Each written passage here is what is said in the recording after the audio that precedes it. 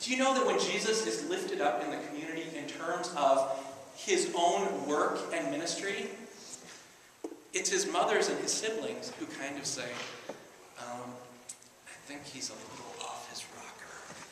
I think he's a little bit crazy. But then as they see his mission and his ministry being unveiled and changing the lives of the people and of the world, they can't help but stand in awe.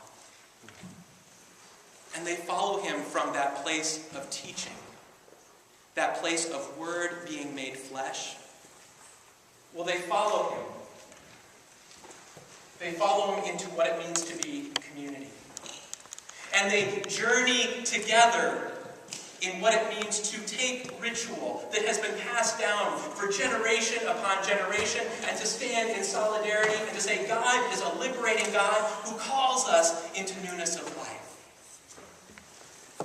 And then they follow Jesus.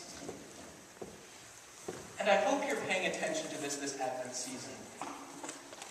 Because up here we don't have the big brass cross or even a painted picture. But we have that faint wooden cross in the woodwork. As a reminder that even as we come together and we look to Christ coming among us, we are reminded constantly of where it leads. It leads to that place of challenge. That challenge for the empire, that challenge for the temple, that challenge for us in terms of what old are we ready and willing to let go? And what new things are we willing to see emerge? If you're one for making New Year's resolutions, today's the day. To be alert, aware, to look at what is going on around us and to say, how is Christ stirring us up today? To live in a new way, to be a new people, to welcome him in so many forms and in so many capacities that our imaginations cannot help but move forward at light speed. You see, Christ is coming today and tomorrow.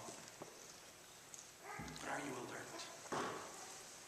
Are we ready and aware to say that next child that is born here in Minneapolis and Hennepin County is going to be cared for and isn't going to have to worry about going to a school that has severe inequality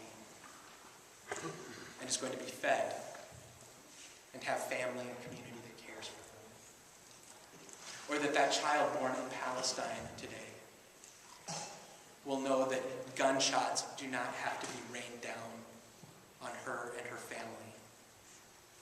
That there is a witness of peace and that the world will stand with her in the promise of what is yet to be. Or that those children, some living on the outskirts of the seashore, where they are worried about flooding as the ice cap melts, or others living on desert plains in Africa, worrying about whether the drought next year will be as significant as what it was this year. We'll know that there are people who are willing to see Jesus coming again in the form of community, in the form of the promise of new life breaking in, to say we will stand in solidarity and we will care for each and every brother and sister, that we will care for the whole of creation.